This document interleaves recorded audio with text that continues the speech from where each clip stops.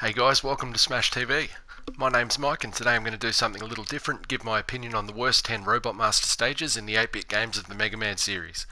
Some might make the list because they look terrible, others might just be boring to play through, and some because of horrible themes or stage flow. Overall, just my opinion, but if you disagree or think I'm being a bit too much of a prick, just let me know in the comments below. Let's get stuck into it.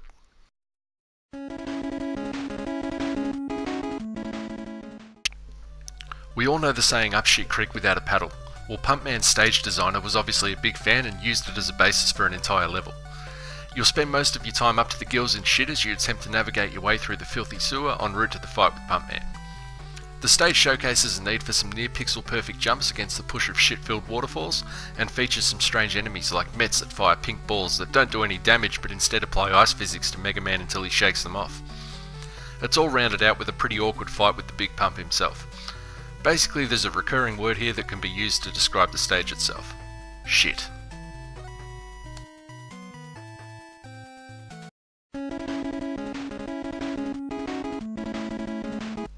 Stage themes are what Mega Man is all about, and when selecting a Robot Master you expect that that Robot Master will dictate the theme of the stage. Then you get Centaur Man, half horse robot that resides in a water stage. It's not that this stage isn't fun to play through though, because it is. But just the design choice is a definite head scratcher. It really seems as though they wanted to include the token water or low gravity gimmick in Mega Man 6 but had run out of ideas for suitable Robot Masters, so they just kinda threw Centaur Man in there. The stage never really poses much of a challenge and is devoid of any atmosphere. The rising and falling water section is an interesting segment, even if it doesn't make any fucking sense, but this fits in line with a Robot Master based on a creature of Greek mythology living in a version of a city that supposedly sank in the Atlantic Ocean.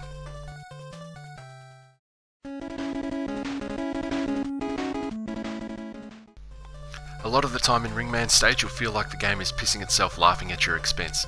The enemy placements don't work that well in some places with the stage gimmick of the moving beam platforms. I usually love a sub-boss, but Ringman's stage is chockers with them. Not one, not two, not three, but 4 fucking sub-bosses fill the stage, and it really makes it feel cheap and gives the impression that the stage designer simply ran out of ideas before finishing the job. Consider the ability these sub-bosses have to deal damage, one in particular due to its troll-like placement, which sucks when the upcoming fight with Ringman can be really tough. I'm all for challenging stages, but this one is challenging for all the wrong reasons and really is a letdown in what I consider to be the best game of the series.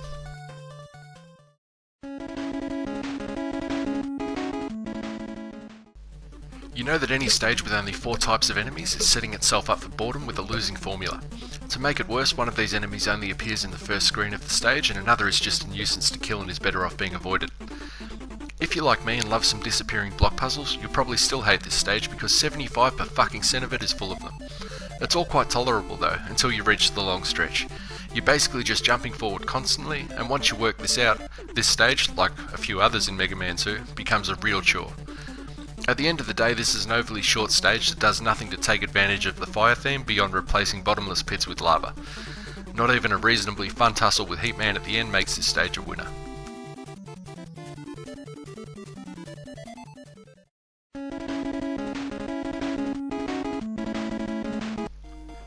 While Mega Man 5 is probably my least favourite game in the series due to its low difficulty and overpowered charge shot, the level design for the most part is really good. The exception to this rule is Gyro Man's stage. By comparison, the stage looks bland and lacking in detail with a Mega Man 1 style background. The stage actually starts with a filler section. You begin by jumping onto an elevator that zooms up without anything to obstruct you, leaving it feeling really empty. The controls seem a bit sticky, especially on the part with the falling block bridge. When trying to get the letter in the stage, the timing required to do so without losing a life is extremely harsh. While this stage isn't a deal breaker by any means, it just feels laboured with an environment that doesn't change throughout, and even without using the charge buster, doesn't pose any challenge at all.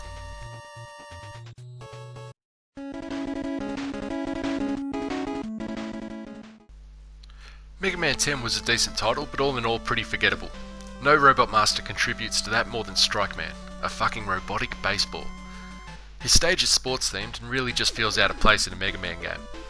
There's little pitching machines everywhere and lockers that attack you, as well as ball bags, or at least that's what I think they're supposed to be. The game really tries too hard with the sports theme, cramming in basketball rings that serve no purpose and a tiresome stage gimmick that really gets overused. The sub-bosses are okay, but it doesn't make up for the fact that the designers were really reaching when they came up with this stage theme. Being Australian, I feel that baseball is just a shit version of cricket anyway, and for that reason, Strikeman Stage gets a spot on this list.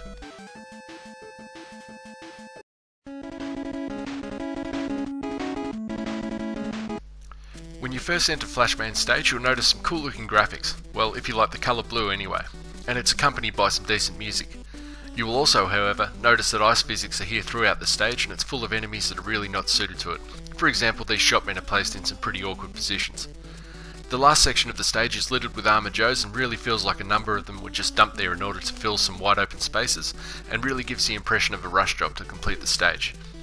You finish it off with a fight in Flashman's boss room with some colour choices that really leave your eyes asking what the fuck is going on here.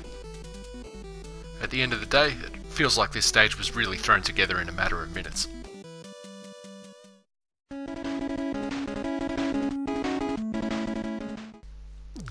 You know from the moment you beam into this stage that it was designed by a cunt in the middle of a bad day. ELECMAN Stage is full of spines and electricity jolts that don't leave any room for timing errors. It really feels like every enemy placement here was designed to piss you off. Due to the constant climbing ladders and having to wait for the electricity jolts to pass, it is a really slow stage. To cap it all off, there's a big eye just before the gate that takes a big chunk of your health if you hit, and getting past him depends solely on RNG. And then there's this, once you reach the boss gate. Not ideal considering ELECMAN needs just 3 hits to bring you down. Combine all of this with average music and a colour palette that screams puke and lung butter, and you've got a real drag of a stage.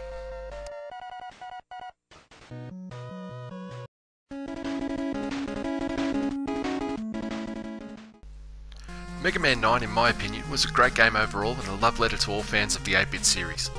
Although this doesn't prevent Splash Woman Stage from being a piece of shit amongst a pile of diamonds. Overall, this is a water stage that feels simple and uninspired. It's one of the only stages where you can move along at a normal pace without killing fucking anything. The later moving platform section in the stage is fun, but in order to get there you have to take an extremely slow bubble ride to the top. Don't forget about the octopus that shoots his load on your face, which remains there until death to remind you of the fact that he made you his bitch. Splash Woman herself is a decent but easy robot master, but this doesn't compensate for the dull stage that you need to traverse in order to battle her.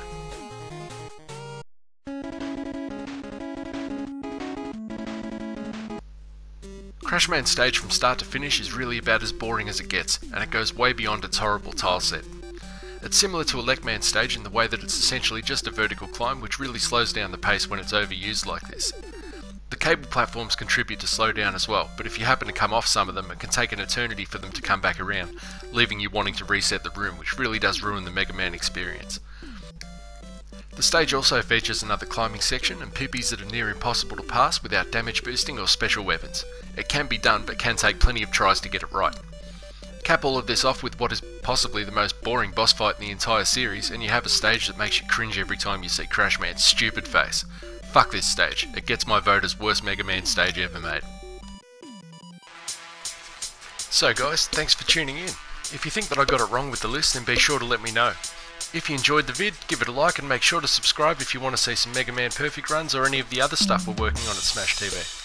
Cheers again guys, until next time.